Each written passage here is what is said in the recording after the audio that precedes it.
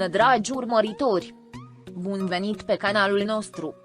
Știam deja că de când Sila a plecat din Emanet, toate zvonurile erau adevărate, Halil a folosit-o mereu, nu este nimic fără ea, a folosit-o mereu de când lucrează cu ea, a vrut să lucreze cu ea de la început și îndoi a vrut să-l schimbe acum, dar a trebuit să continue încă un an până când finalul nu a fost înregistrat. Halil s-a gândit că ar putea avea mai mult succes, dar a uitat că cei mai mari fani ai ei erau Sila Halil. El i-a dezamăgit pe toți, chiar și pe mine nu uit când ea a vrut să se murdărească singur la premisii nu au lăsat-o, a fost și este foarte fals. Slava Domnului Sila a invitat și a lăsat o relație toxică. Se merită, este foarte muncitoare și luptătoare, nu stă într-un puț pe Emanet, a ieșit cu capul sus, și a avut succes, mai mult decât în Emanet. Relația dintre Sila și Halil nu avea să dureze niciodată pentru că Sila avea mulți oameni care o invidiau și o urau. Halil a folosit-o de 2 ori pentru a obține mai multă faimă, îi pasă mult de premiile murdare pe care le-a câștigat, dar lui Sila nu-i pasă de premii, ci de să fie recunoscută în industrie pentru munca și talentul ei. Restul va veni mai târziu, când relația ei a eșuat de 2 ori, și-a continuat viața și a făcut secțiuni foto pe care nu le-a anunțat niciodată, dar fanii ei sunt responsabili de publicarea ei. Dar ce se spune că el Halil Ibrahim este cu acea managera de 15 la 16 ani și cum a spus Birhan Tut că ea a făcut cel mai mare rău să plece Sila și va fi imposibil să fie ei împreună cât timp aia îi va controla tata viața cea actoricească și cea privată. Și mai nou am văzut ceva mai devreme un clip cu dansatoarea care își spunea, de fapt asta se numea clipul Madame Ceyhan. Sla garantez că are o minte brici și e foarte matură în tot ce face. Eu cred că ei se iubesc foarte mult și o să ne facă o mare surpriză amândoi. Atunci toți vor pleca fruntea și își vor face mea culpa. Sunt prea cu capul pe umeri amândoi, ca să nu știe să își organizeze viața.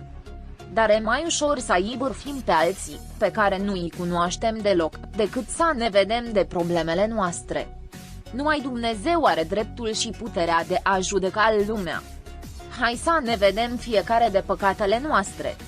Pentru a promova serialul, le este convenabil să apară împreună pentru că este vândut în atâtea țări și asta mulțumită lui Sila și Halil, pentru că dacă ar fi aflat de sezonul 3, care este un fiasco, nu cred că ar fi în multe țări. Încercați să o faceți pe a 4-a și să cerșiți, pentru că dacă ea se întoarce și este complet în viață, nici măcar el nu era acolo când a murit, nu era nimeni care să-l fi mințit. Toți vor fi aduși în fața instanței și oricine îl plesnește pe va fi pedepsit. Ce s-a întâmplat cu Caramel va fi aspru pedepsit, care persoana care tace și mai este un proverb romanesc, nu te pune cu mahalaua.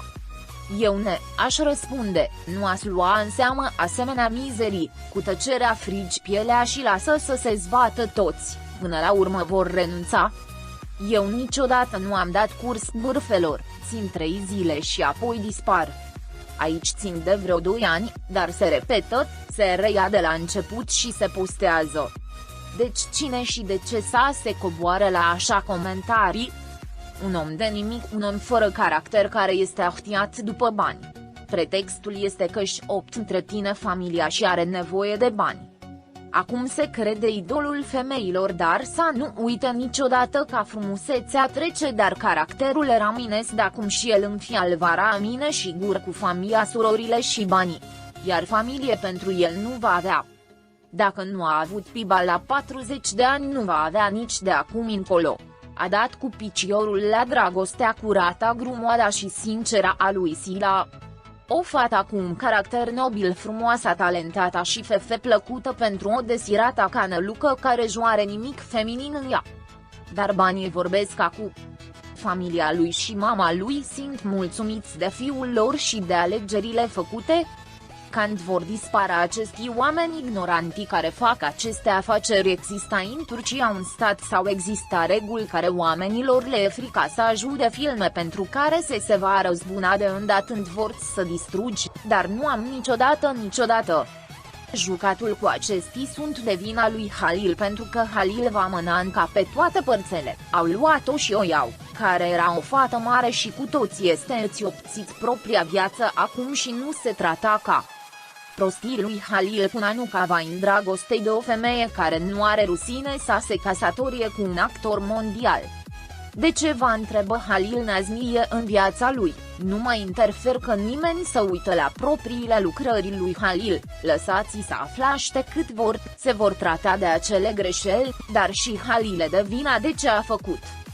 Din acerea vrăjitoare dar a mercat la seria a patra de ce Nani îi place asta, mănâncă atât de mult în care vreți să vă rmită și din film înapoi te la familia pe Cu sufletul tău iubiți Cu sufletul tatăți și lăsați ambele filmul căsătorite începe fiica și apoi ce ai cu un alt film Halil ce fel de copii o să avem după din harul lui Dumnezeu este o viață bună. Până la moarte, ne dărăm Dumnezeu. De ce este singura? Au fost listați aproximativ 120 sau mai mulți actori, așa că există o mulțime de alegere pentru dragoste. Dragi prieteni care arată dragoste față de Halil Ibrahim și Sila, vă vom transmite asta vouă, dragii noștri fani, pe măsură ce primim vești despre jucătorii noștri. Rămâneți pe fază pentru acces instantaneu la cele mai recente știri. Abonați-vă la canalul nostru și distribuiți videoclipul. Pentru a fi primul care vizionează, fi la curent cu noile videoclipuri activând notificările. Fi sănătos! Pascali